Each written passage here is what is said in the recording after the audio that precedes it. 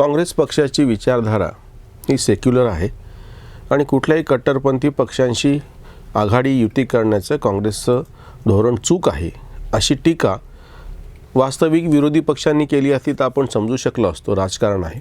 पण ही टीका काँग्रेसच्या मधल्याच लोकांनी केलेली आहे. काँग्रेसचे राज्यसभेतले उपनेते असलेले खासदार आनंद शर्मा, माजी मंत्री असलेले ज्येष्ठ नेते आहेत आणि त्यांनी अशी टीका केलेली आहे की काँग्रेसनी सध्याच्या येऊ घातलेल्या ह्या सगळ्या ज्या विधानसभा निवडणुका आहे याच्यामध्ये ज्या पद्धतीने कट्टरपंथी पक्षांशी युती केलेली आहे, आघाडी केलेली आहे निवडणूक पूर्व, आणि ही अतिशय आक्षेपार्ह अशी गोष्ट आहे. ही काँग्रेसच्या विचारधारेमध्ये बसणारी नाही. प्रकरण काय घडलं? आता ज्या विधानसभांच्या निवडणुका होत्यात, 5 विधानसभांच्या निवडणुका होत्यात. पुद्दुचेरी एक छोटंसं केंद्रशासित प्रदेश आहे, ते आपण बाजूला ठेवूयात.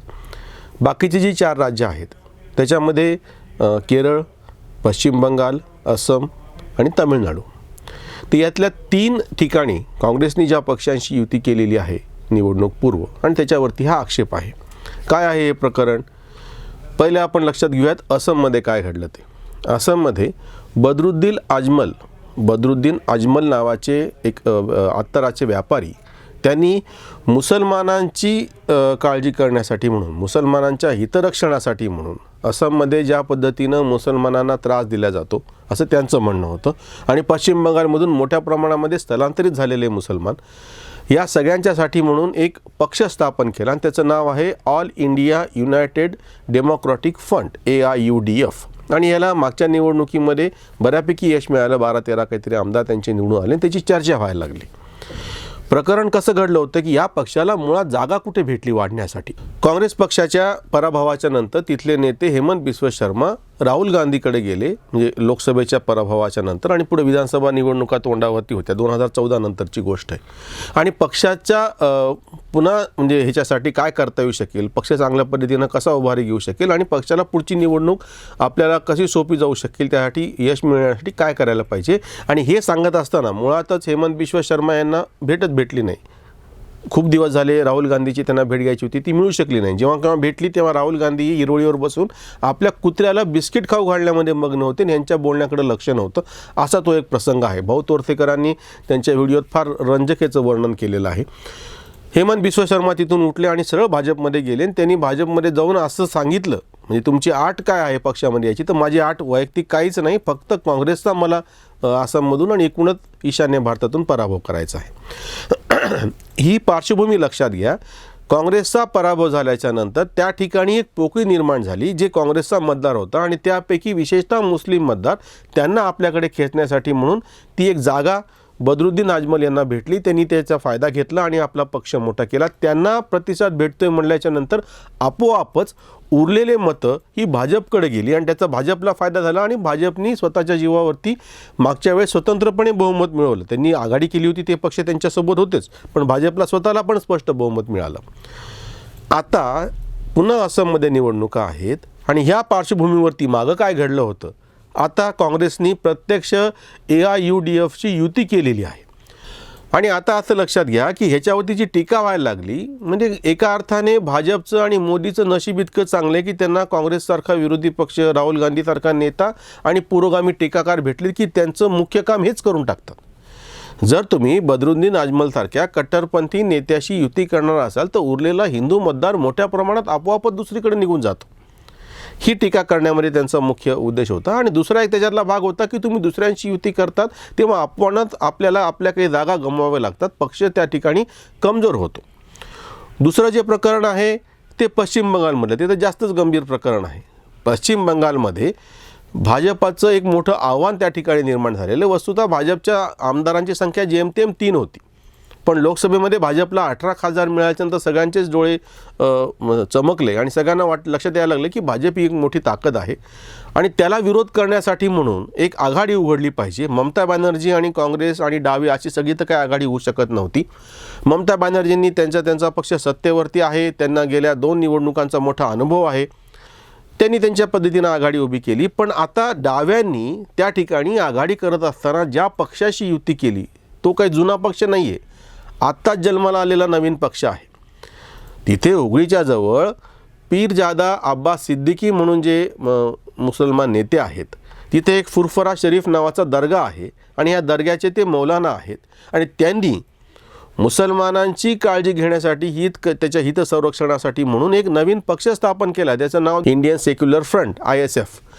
या पक्षाने पदार्पणातच आम्हाला 70 का 80 जागा पाहिजेत अशी मागणी केली आणि डाव्याने त्यांची युती पण मान्य केली. म्हणजे राजकारणाचा स्तर किती म्हणजे खाली पडलेला आहे. तर भाजपाच्या रागापायी, राजकीय द्वेषापोटी तुम्ही कोणाच्या बरोबर चाललात की जे प्रत्यक्ष कट्टरपंथी आहेत. अगदी त्यांच्या पेहरावापासून तुम्ही हे करू शकता. आता ह्याच्यामध्ये काँग्रेसचा प्रश्न कुठं आला की काँग्रेसनी डाव्यांबरोबर युती केलेली आहे. डाव्यांनी आपल्यामध्ये मिळालेल्या काही जागा फुरफुरा शरीफ दर्ग्याचे हे जे मौलाना आहेत पीरजादा अब्बास सिद्दीकी त्यांना देण्याचं कबूल केलं 30 जागा. काँग्रेसनी पण आपल्या काही जागा आम्हाला द्याव्यात अशी त्यांनी मागणी केलेली आहे. आणि त्यांनी जी संयुक्त सभा घेतली होती त्या सभेमध्ये जेव्हा पीरजादा त्या अब्बास सिद्दीकी यांचं आगमन झालं आणि त्याच वेळेस नेमकं काँग्रेसचे लोकसभेतील नेते असलेले अधीर रंजन चौधरी यांचं भाषण चालू होतं. चाललेलं भाषण त्यांना थांबवणं भाग पडलं. खालून लोकांनी घोषणा दिल्या. अब्बास सिद्दीकी बाकीच्यांना अभिवादन करत तिथे आले पण त्यांनी चुकूनही अधीर रंजन चौधरीशी हात मिळवला नाही आणि मग त्यांनी पुढे ते भाषण झालं आणि काय त्यांच्यातला वादविवाद. आजही परिस्थिती अशी आहे की त्या ठिकाणी अधिकृतरित्या काँग्रेसनी त्यांच्याशी युती केल्याचं जाहीर केलं नाही. तसंच पीरजादा अब्बास सिद्दीकी यांनी सुद्धा आम्ही त्यांच्याशी मैत्रीचा हात पुढं केलेला आहे, त्यांनी अजून जागा दिलेली नाही, जर त्यांनी जागा दिल्या नाही तर ते त्यांची लढतील, आम्ही आमची लढतील, अशी एक सारवासारवीची आणि गंमतशीर भाषा सुरू केलेली आहे. प्रत्यक्षामध्ये शक्यता अशी आहे की त्यांचा निवडणूक पूर्व आता त्याच्यामध्ये त्यांची युती होईल आणि त्या काही जागा त्यांना सोडण्यात येतील. हा दुसरा आक्षेप आनंद शर्मांनी, जसं आसाममध्ये एक आक्षेप घेतलेला होता की तुम्ही बदरुद्दीन अजमलसारख्या कट्टरपंथीय माणसाच्या पक्षाबरोबर जात आहात. आणि आता दुसरा जो आक्षेप आहे की जो आत्ताच जन्माला आलेला पक्ष आहे त्याची अजून प्रत्यक्षामध्ये निवडणुकीमध्ये त्यांची ताकद आहे हे पण कळलेलं नाही. केवळ भीतीपोटी भाजपच्या आणि दुसरीकडून ममताच्या आव्हानापोटी तुम्ही त्यांना एका अर्थाने शरण चाललेला आहात आणि हे कसं चूक आहे, आपल्या पक्षाची मोठी परंपरा आहे, असा आनंद शर्मांच्या टीकेचा मरितार्थ होता. पण त्या ठिकाणी आणि अधीर रंजन चौधरींनी पुन्हा पलटवार असा केला की प्रदेशाध्यक्ष मी आहे, या ठिकाणचे निर्णय आम्ही घेतो ते काय मनमानी करून घेत नाही, आम्ही म्हणजे श्रेष्ठींना विचारल्याशिवाय हे निर्णय घेत नाहीत, हे ह्यांच्या नवीन बॉसला खुश करण्यासाठी असं बोलत आहेत. म्हणजे हा जो टोमणा होता की आता हे भाजपच्या इशाऱ्यावरती नाचत आहे, त्याच्यातला राजकारणाचा भाग बाजूला ठेवला त्यांच्या बोलण्यातला. पण प्रत्यक्षामध्ये काँग्रेसला पक्ष म्हणून एक हानी सहन करावी लागते आहे की तुम्ही डाव्यांबरोबर आता चाललेले आहात, ते एक त्याच्यातल्या आक्षेपाची गोष्ट, आणि दुसरी आता अशा कट्टरपंथी लोकांबरोबर चाललेला आहात. तिसरं याच्यातलं प्रकरण होतं केरळमधलं. केरळमध्ये घडलेला प्रसंग असा आहे की केरळमध्ये यापूर्वी 2019च्या लोकसभा निवडणुकीच्या वेळेस राहुल गांधींना नेमका काय अंदाज आला किंवा त्यांना एरवी काही सल्ला देणारे पण ह्यावेळेस कसं काय बरोबर सल्ला दिला कुणास ठाऊक की अमेठीची जागा तुम्ही हारू शकता, तेव्हा त्याला सोबत दुसरी कुठली तरी जागा असली पाहिजे म्हणून केरळमधली वायनाडची जागा त्यांनी निवडली. ही वायनाडची जागा इंडियन युनियन मुस्लिम लीगची जागा आहे. या ठिकाणी ह्या पक्षाचं वर्चस्व राहिलेलं आहे आणि राहुल गांधीसाठी ती जागा मागून घेतली आणि त्यांना पाठिंबा दिला. काँग्रेसचं जे तिथं 2 आघाड्या आहेत, डाव्यांची जी आहे LDF लेफ्ट डेमोक्रॅटिक फ्रंट आणि काँग्रेसनी जी आघाडी तिथं केरळमध्ये केलेली आहे UDF युनायटेड डेमोक्रॅटिक फ्रंट. या UDFचा मुस्लिम लीग हा एक हिस्सा आहे.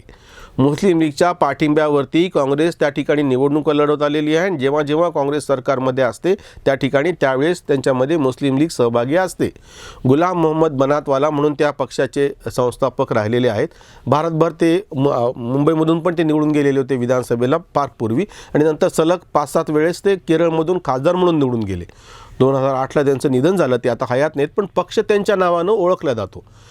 ह्या GM बनातवालांचा जो इंडियन मुस्लिम लीग आहे ह्या पक्षाबरोबर आता काँग्रेसने युती केलेली आहे केरळमध्ये. म्हणजे केरळमध्ये तुमची बनातवालांच्या पक्षाशी युती आहे, पश्चिम बंगालमध्ये तुम्ही पीरजादा अब्बास सिद्दीकी बरोबर चालले आहात आणि आसाममध्ये तुम्ही बदरुद्दीन अजमलच्या पक्षाबरोबर चाललेले आहात. इतकंच नाही, या टीकेचा रोग फक्त एवढाच नव्हता. आनंद शर्मांचा आक्षेप महाराष्ट्रातल्या पण विधानसभेच्या निवडणुकीच्या नंतर ज्या पद्धतीनं काँग्रेसने शिवसेनेबरोबर युती केली सत्तेसाठी, शिवसेनेला शरद पवारांसारखे त्यांचे जे काही आता सध्याचे मार्गदर्शक आणि गुरु आहेत यांनी मंत्र म्हणून गोमूत्र शिंपडून कितीही सेक्युलरदृष्ट्या पवित्र करून घेतलेलं असलं तरी शिवसेनेची प्रतिमा संपूर्ण भारतामध्ये ही कट्टरपंथी हिंदू अशीच आहे. आणि अशा कट्टरपंथी पक्षाबरोबर जर तुम्ही जाणार असाल आणि महाराष्ट्राच्या विधानसभेमध्ये सुद्धा शिवसेनेनं जेव्हा हिंदुत्वाचं आणि बाकीच्या गोष्टीचा उच्चार केल्याच्यानंतर अबू आझमींनी त्यांना खडे बोल असे सुनावलेले आहेत. या पक्षांबरोबर तुम्ही चालल्यात म्हणजे आसाम आहे, पश्चिम बंगाल आहे, केरळमध्ये तुम्ही मुसलमानी कट्टरपंथी पक्षाबरोबर चाललेला आहात, महाराष्ट्रामध्ये तुम्ही हिंदुत्ववादी कट्टरपंथी पक्षाबरोबर चाललेला आहात. यानं काँग्रेसची प्रतिमा खराब होते आहे आणि हे काँग्रेसच्या विचारधारेच्या पलीकडचं विरोधात आहे असा आक्षेप आनंद शर्मा यांनी घेतलेला आहे. काँग्रेसची गोष्टी आता अशी आहे की अस्तित्वासाठी त्यांना यांच्याबरोबर जावं लागतं आहे. यांच्याबरोबर ते गेल्यामुळे आपोआपच उरलेल्या मतदारांचा कल भाजपकडे जातो आहे. म्हणजे भाजपचं बसल्या जागीच हे अर्धं काम करून टाकतायत. आता टीकाकारांची गोष्टी मोठी विचित्र आहे की जेव्हा भाजपवरती तुम्ही सांप्रदायिकतेचा शिक्का लावत आहात ते ठीक आहे, तुम्ही तसं म्हणू शकता, भाजपच्या बाकीची सगळी ध्येय धोरणं त्याच्या असून, पण आता काँग्रेससारखा पक्ष, बाकी डावे पक्ष, तथाकथित स्वतःला सेक्युलर म्हणून घेणारे जेव्हा अशा पद्धतीनं कट्टरपंथीय इस्लामी पक्षांबरोबर जातात तेव्हा त्यांच्या सेक्युलरपणाचं ढोंग उघडं पडतं.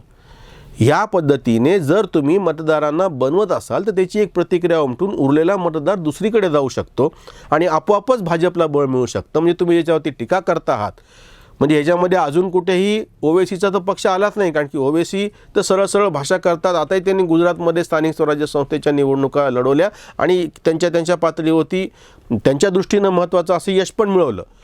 या पश्चिम बंगालच्या निवडणुकामध्ये पण ओवेसी आहेत, पण ओवेसींबरोबर छुपी युती करणं वेगळं, पण प्रत्यक्षामध्ये डाव्या आणि तथाकथित सेक्युलर पक्षांनी काँग्रेसनी युती केलेली नव्हती. पण ह्या 3 पक्षांबरोबर युती करून मात्र आपला सेक्युलरिझम हा ढोंग असल्याचंच काँग्रेसने सिद्ध केलं आहे.